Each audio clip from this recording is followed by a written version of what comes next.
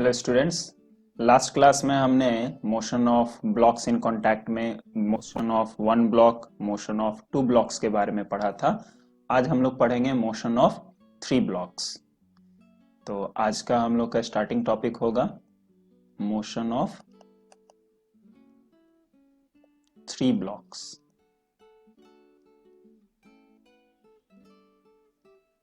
In contact. ठीक है, तीन ब्लॉक डिफरेंट साइजेस के। एक मान लेते हैं लार्जर ब्लॉक है जिसका मास m1 है। इसके साथ कांटेक्ट में रखा हुआ है एक दूसरा ब्लॉक जिसका मास m2 है, और एक तीसरा ब्लॉक रखा हुआ है जिसका मास m3 है। और ये सभी एक हॉरिजॉन्टल फ्रिक्शनलेस सरफेस के ऊपर में प्लेस किए हुए हैं। फोर्स जो है आइदर ऑफ द साइड से अप्लाई किया जा सकता है। हम अपना इस क्वेश्चन के लिए कंसिडर कर लेते हैं कि फोर्स जो है मेरे m1 के साइड में एक्ट कर रहा है और उस फोर्स का मैग्नीट्यूड F है। Overall motion of the block जो हो रहा है वो अप्लाइड फोर्स के डायरेक्शन में एक्सेलरेशन A हो रहा है। अब हम लोग इसके सबसे पहले फ्री बॉडी डायग्राम बना लेते हैं। फ्री बॉडी डायग्राम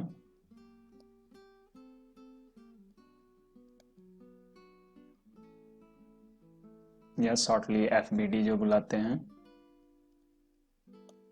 सबसे पहले लार्जर ब्लॉक का बनाते हैं। लार्जर ब्लॉक के ऊपर में सारे फोर्सेस के दिखाएंगे। तो जैसा आप पहले भी सीख चुके हैं, एक फोर्स जो ऑलवेज वर्टिकली डाउनवर्ड एक्ट करेगा that is gravitational force m1g, और सरफेस इसको एक नॉर्मल रिएक्शन अपवर्ड डायरेक्शन में देगा n1। वर्टिकल एक्सिस में किसी प्रकार का कोई भी मूवमेंट नहीं हो रहा है। हॉरिजॉन्टल डायरेक्शन में इसके पास एक्सेलरेशन a है, और इस नेट एक्सेलरेशन का कारण इसके ऊपर लगने वाला फोर्स F है। तो ये हो गया आपका फ्री बॉडी डायग्राम जो अप्लाइड फोर्सेस दिख रहा है। एक फोर्स जो नहीं दिख रहा है लेकिन एग्जिस्ट कर रहा है, दैट बिकॉज ऑफ कांटेक्ट के वजह से, जो ब्लॉक 1 और ब्लॉक 2 के बीच में कांटेक्ट होगा। तो लेट ये हमारा पहला कांटेक्ट है, सिंस दो कांटेक्ट है इसलिए हम इसे स्मॉल f1 से डिनोट करते हैं। Now let's write equations along y-axis। along y-axis, y-axis में किसी भी प्रकार का नेट फोर्स एक्ट नहीं कर रहा है, सो नेट फोर्स यहाँ हो गया 0। अब नेट फोर्स 0 हो गया तो इसका मतलब हुआ नॉर्मल रिएक्शन माइनस m1g करने पे आपका वैल्यू 0 है, सो n1 इक्वल्स टू m1g। ठीक है, अब motion along X axis.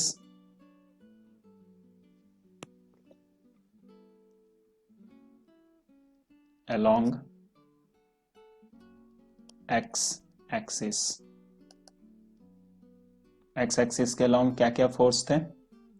Net force act कर रहा है m1a, और नेट फोर्स के डायरेक्शन में जो फोर्सेस हैं वो positive, that is applied force है, और इसके अपोज करता हुआ कॉन्टैक्ट फोर्स 1 है, सो F1 माइनस में। ये हो गया आपका इक्वेशन 1। अब आते हैं सेकंड ब्लॉक के लिए। तो सेकंड ब्लॉक का FBD बना लें।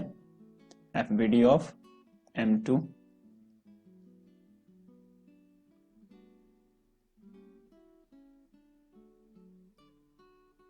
m2 के ऊपर भी एक फोर्स हमेशा वर्टिकली डाउनवर्ड एक्ट कर रहा है, दैट इज m2g।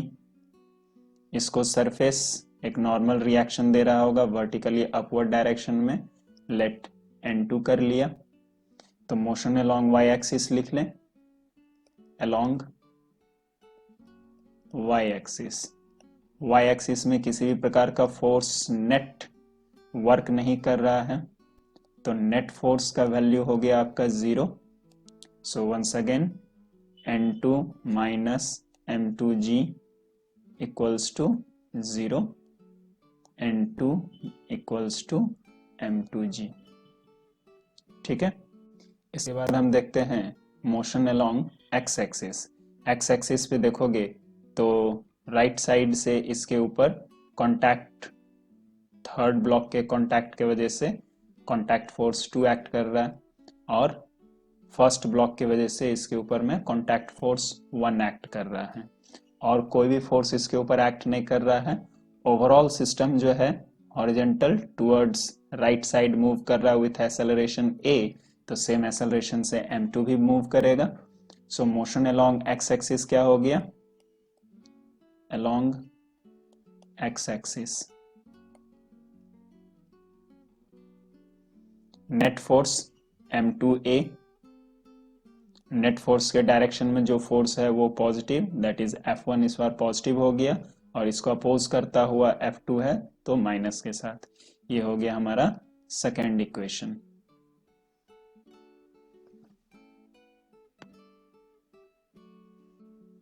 अब थर्ड के लिए FBD बना लेते हैं, FBD of M3। Third block के ऊपर भी फोर्सेस सिमिलर वे में लगेंगे। एक force vertically downward because of gravity m3g, इसको अपोज करता हुआ नॉर्मल रिएक्शन अपवर्ड डायरेक्शन में m3।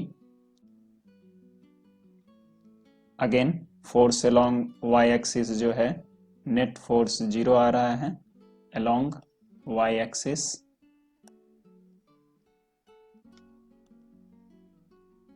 F net equals to 0.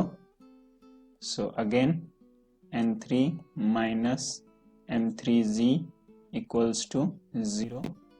N3 equals to M3g.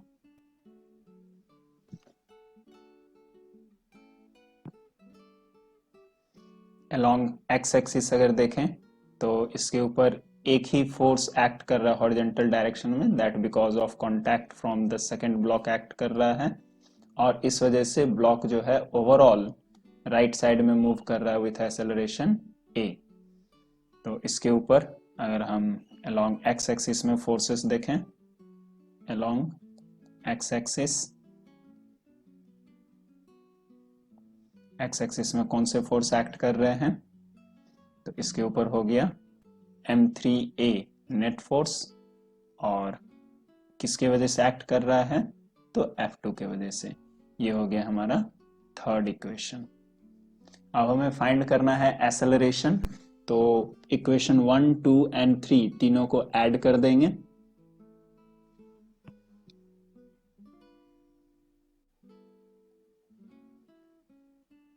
Adding equation 1, 2 and 3.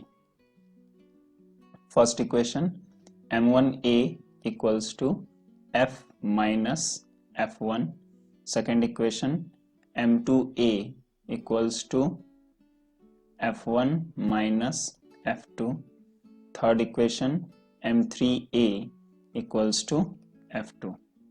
तीनों इक्वेशन को ऐड कर देंगे तो इसमें हमारा जो कॉन्टैक्ट फोर्स वाले टर्म्स हैं सभी अपोजिट साइंस होने की वजह से सभी के सभी टर्मिनेट हो जाएंगे, और हमारा जो नेट वैल्यू है that is m1a plus m2a plus m3a equals to net applied force के बराबर आ गया, दैट इज f के बराबर।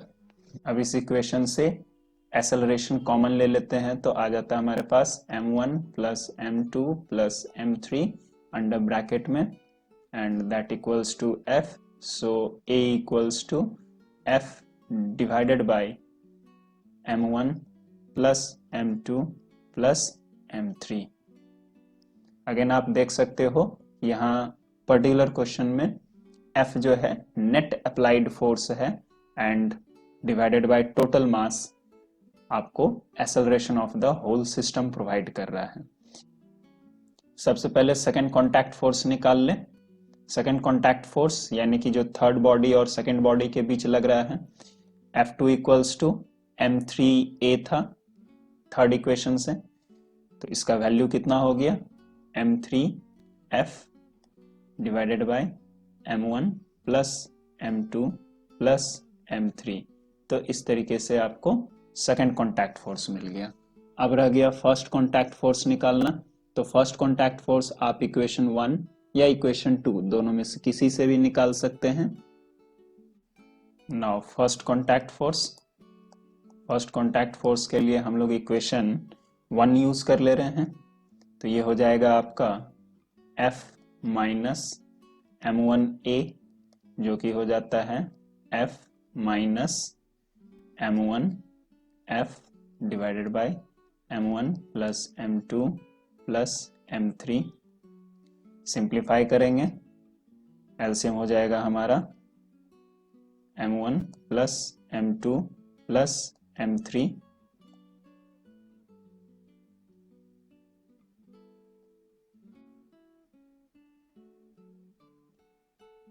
और जो एलसीएम है वो फर्स्ट न्यूमरेटर के साथ यहाँ मल्टीप्लाई हो जाएगा। तो एक स्टेप दिखा लेते हैं, f ब्रैकेट में लिख लें m1 plus m2 plus m3 minus m1f। So f1 equals to हो गया f m1 plus f m2 plus f m3 minus f m1 divided by m1 plus m2 plus m3। So आपका final value हो गया f1 equals to, इसमें से आपका देखो f m1 terminate हो गया, बच गया क्या f m2 plus f m3 divided by m1 plus m2 plus m3। यहाँ से f कॉमन ले लो, आपका आ गया f कॉमन में, बच गया क्या m2 plus m3 bracket divided by m1 plus m2 plus m3। ये हो गया आपका फर्स्ट कॉन्टैक्ट फोर्स। तो इस तरीके से आप एक्सेलरेशन, फर्स्ट कॉन्टैक्ट फोर्स और second contact force find out कर सकते हैं।